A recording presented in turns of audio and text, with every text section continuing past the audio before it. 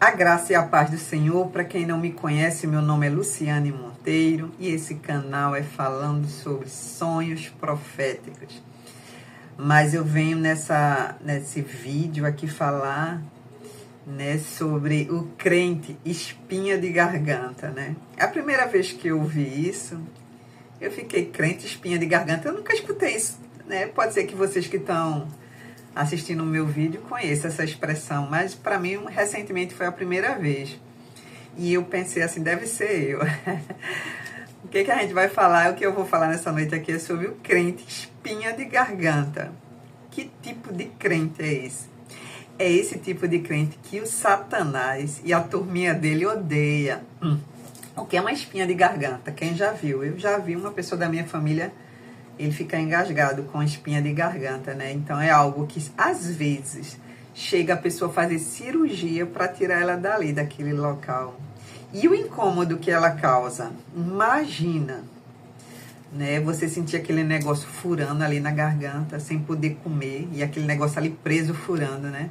Tem umas que são bem fininhas, e essa daí quando crava no canal, o esôfago, eu acredito, ou garganta, onde quer que seja, para tirar ela dali só no hospital. Então, é esse tipo de crente que Satanás odeia. Quando eu estava refletindo hoje sobre isso, eu me lembrei, sabe de quem aqui na Bíblia? De Jó. Jó era um cristão, espinha de garganta. Eu estava dando uma olhada aqui antes de começar, e é esse versículo que eu quero falar, do crente espinha de garganta. Em Jó 3:25, né? Então eu vou ler ele aqui. Veja o que fala esse versículo, veja. O que Jó falou? Aquilo que temo me sobrevém e o que receio me acontece, né? Esse é um questionamento sobre o livro de Jó que a gente escuta muito. Por que será? Tem pessoas que dizem assim, eu nunca encontrei, a gente não sabe qual o motivo desse sofrimento de Jó. E aqui está, né? Um dos motivos, né? E às vezes eu já escutei, vocês já devem ter escutado, irmão chegar para você e dizer, eu não sei o que é que está acontecendo na minha vida, eu sofro tanto. Eu, na minha casa, somos em 3 irmãs. E eu dizia assim, eu nasci dessa cor, que eu sou a mais escura, as outras são brancas. Foi para Deus, me marcou, que era para o sofrimento vir direto para mim. Deveria ser isso. Eu dizia quando eu era mais nova, né? Que eu era marcada para sofrer de tanto sofrimento que eu tive na minha vida, desde o ventre. Então, é justamente, né? A gente vê aqui Jó falar sobre isso, né? Então, será que Deus não conhecia Jó? Será que Deus não te conhece? Será que Deus não me conhece? Será que tem alguns crentes que tem chamado, né? E a gente percebe que tem crente que realmente, a gente olha para a vida dele, meu Deus do céu, como é que aguenta tanto sofrimento? Então, não é para provar nada para Deus, porque Deus nos conhece e já sabe tudo que está para acontecer e até onde ele pode deixar, né? Que ele não coloca nem permite filho dele entrar em deserto nenhum para se acabar lá. Ele é pai.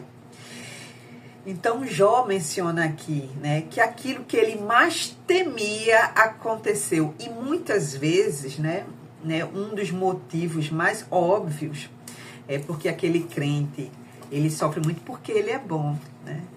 Eu vi aqui várias passagens de Jó, ele questionando. Ele fala da oração dele, né, ele fala do caráter dele, que ele era uma pessoa íntegra, né? Esses amigos de Jó que menciona aqui no livro, para mim, no meu caso, seria inimigo, né? Até hoje eu estava pensando nos inimigos de Jó, porque quando eu não estou bem, quem me conhece sabe, eu gosto de ficar isolada no meu canto, né?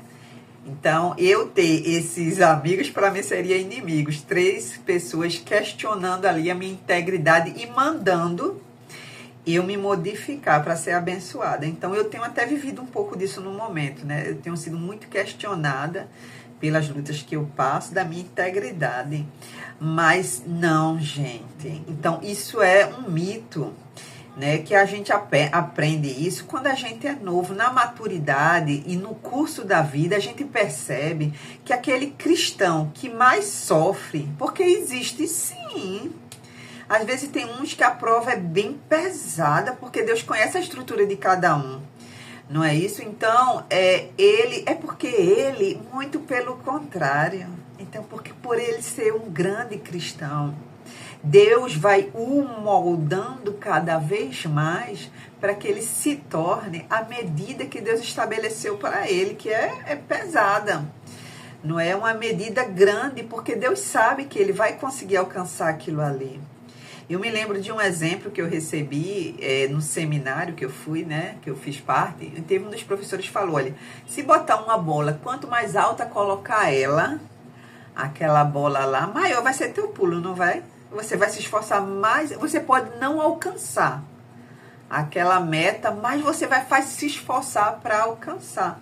Então, o pulo vai ser maior. Então, Deus, ele é o trabalhar dele, é o amor naquele filho dele, que ele vai colocando essas lutas. Inclusive, no meu caso, o deserto eu conheci agora. Eu pensei que eu conhecia o deserto, não, eu estou conhecendo agora. Mas, hoje, a minha mentalidade é outra. Então, eu já ouvi, quando eu era nova, de pessoas chegar para mim, você é dizimista? Porque você está sofrendo tanto, é porque não dá o dízimo, porque castiga qualquer coisa. Mas menos porque você é um servo, né, de Deus, né, é um grande filho, né, um grande servo de Deus. Nunca vão questionar isso, só vão olhar para você como ficavam os amigos de Jó. De Jó. Eu agora até parei e pensei que tinha errado, não. Então, o crente espinho de garganta é aquele que Satanás odeia, tipo Jó. Então, veja, eu não quero me comparar com ninguém. Não aconteceu comigo, né? Um dia desse eu até falei, eu passei tantas lutas agora há pouco com esse vento contrário, que eu pensei que era o vento contrário, mas o vento contrário ainda vinha. Mas foi tanta luta, que eu disse para minha filha, né? Uma das minhas filhas, eu disse assim, rapaz, tá acontecendo melhor com o Jó comigo. Tô perdendo tudo, já perdi até... Né? Então, eu perdi até minha integridade numa injúria que levantaram contra mim. Mas uma das coisas que eu achei lindo, e eu estava ainda agora orando sobre isso, Senhor, faz justiça. Não, quando eu digo fazer justiça, não é em relação a castigar ninguém, eu nunca, muito pelo contrário, eu peço misericórdia a quem me faz mal, mas justiça em relação ao meu nome, porque eu sei que eu não sou aquela de que falaram de mim. Mas Deus está mandando eu caminhar, olhar para frente e seguir. Então, o crente espinho de garganta é aquele que está lá naquele local. Qual é o local que a gente deve estar? O local da perseverança. Né? Olha, esses vídeos que eu faço para vocês, eles saem daqui, entra aqui. Para mim, serve muito. Eu fico muito bem quando eu faço esses vídeos, compartilhando da minha vida, porque é a palavra de Deus, né? É a verdade. Então, o crente espinho de garganta é aquele, rapaz, olha, é luta. É luta. E não pense que em nenhum momento eu fico, mas tá tudo bem. Não. Né? Hoje mesmo eu estava dizendo, Deus, eu estou caminhando com a tua força agora. A minha já acabou há muito tempo. Eu não estou mais aguentando. Hoje eu estava orando isso, dirigindo, indo para o trabalho, para o consultório, e eu estava dizendo isso para o Senhor. Senhor, me ajuda, porque eu não estou aguentando mais. Mas eu disse a Deus, olha aí, gente, é isso que eu quero deixar para vocês. Eu disse a Deus que eu não vou sair desse local. Eu sou uma crente espinha de garganta. Eu acho que o Satanás fala assim, ele levanta, né? E quando dá uma lapada eu sinto, aí eu dou uma riadinha e me levanto. Eu não vou dizer que eu não sinto e estou firme, maravilhosa, não. Tem momentos que eu digo, Senhor, eu não vou mais não. Eu não quero mais não adianta. Eu não vou aguentar um negócio desse, é muito sofrente. O senhor não conhece minha história, como é que o senhor botou um negócio desse para mim?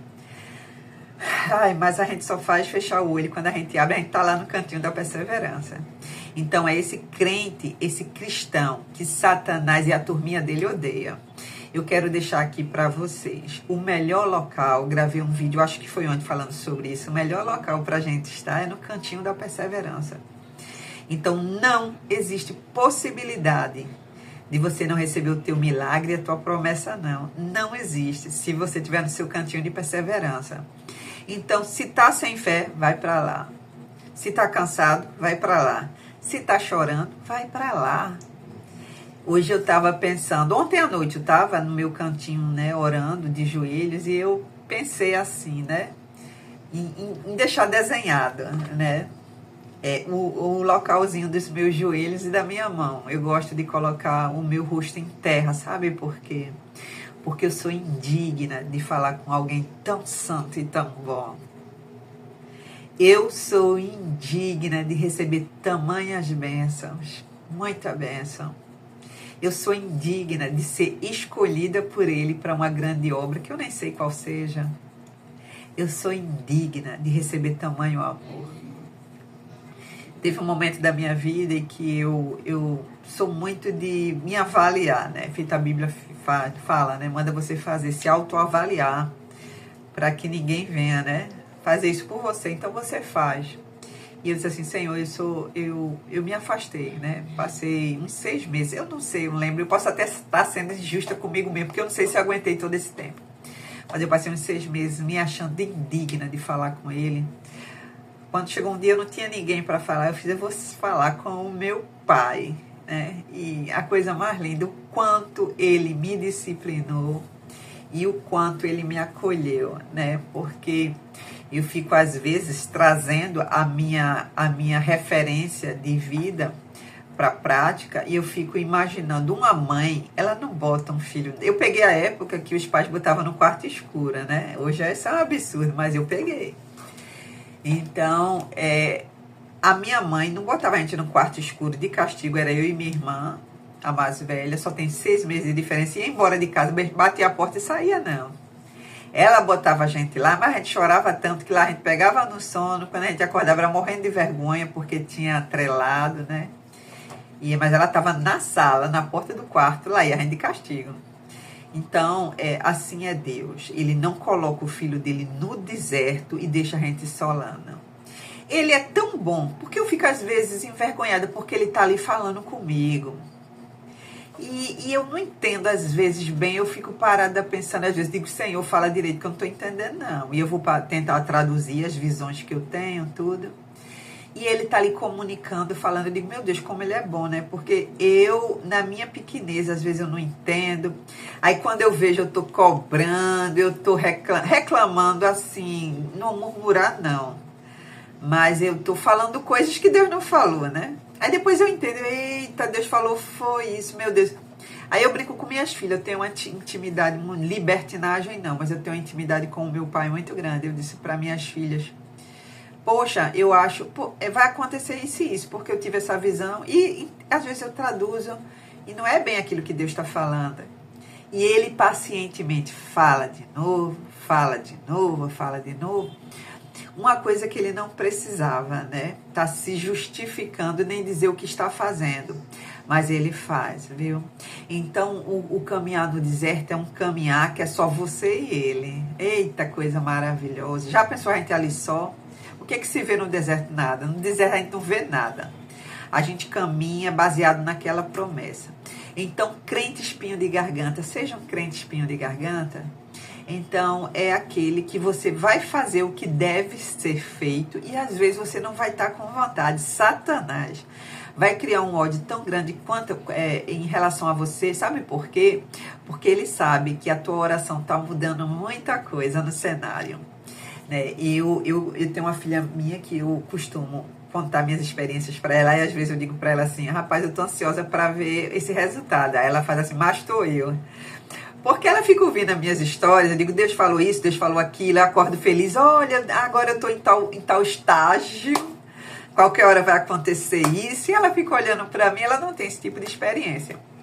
Mas ela faz muito interessante, mas estou eu querendo ver o final dessa história. Mas até agora, todas elas foram de vitórias, eu não perdi uma. Então, seja um crente espinha de garganta, é aquele crente que Satanás vai ter ódio de você, sabe por quê? Porque daqui a pouco é assim que acontece. Você não está vendo nada no cenário. Vai piorando, viu? A situação vai piorando porque Satanás quer que você acredite que você perdeu. Então a situação vai piorando. Mas Deus não falou com você que vai acontecer?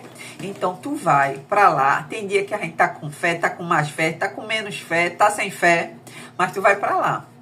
E tu ora. Daqui a pouco tu vai ver lá no céu uma nuvem tamanho da mão de um homem. E a gente fica, olha, só um vestígiozinho. Quando aparece o primeiro vestígio que tu vê, Meu Deus! Aí eu faço a reunião aqui em casa, né?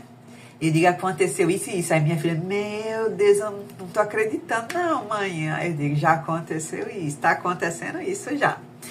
Então, vai chegar o teu dia, né? Então, olha, permaneça no cantinho de perseverança de vocês e se tornem, para quem não for, se torne uma espinha de garganta, porque a tua oração muda muita coisa. Olha, ela começa a mudar e a transformar, e você ainda não vai ver. Ah, mas Satanás está vendo. Satanás está vendo o negócio do outro lado mudando. Tu não está vendo ainda não, mas Satanás está vendo. Aí o que que ele faz? Vem em cima de tu com tudo. Ele vai vir em cima de você para arrebentar, mas não arrebenta não, viu? Não arrebenta não. Então, vendo a história de Jó, foi a coisa mais linda. Eu nunca ouvi ninguém dizer isso, não. Eu que estou dizendo, viu? Carinhosamente, crente, ele foi um crente espinha de garganta. E vê o resultado que ele teve na vida dele. Ele contemplou a glória de Deus. Se esse vídeo foi bom, serviu para vocês em alguma coisa, conhecer um pouquinho da minha história, me segue, né? Eu estou tentando me organizar. No mínimo eu coloco um vídeo aqui com as minhas histórias, com as minhas vitórias, né? Eu tenho muita história de promessa alcançada, né? E eu vou contando a cada dia aqui para vocês. Então curte, né? E começa a me seguir, porque o YouTube ele vai acionar vocês na hora que eu lançar um vídeo, ele vai avisar. Que Deus abençoe. E vocês não estão aqui por um acaso para ouvir isso aqui não, viu? Então, olha, eu deixo aqui para vocês. Se tudo tiver feio lá fora, tudo tiver escuro, cinza, preto, mas fica lá para vocês verem. E depois volta aqui para contar pra gente. Fica lá no cantinho de perseverança. Não tem como, o milagre chega. Que Deus abençoe.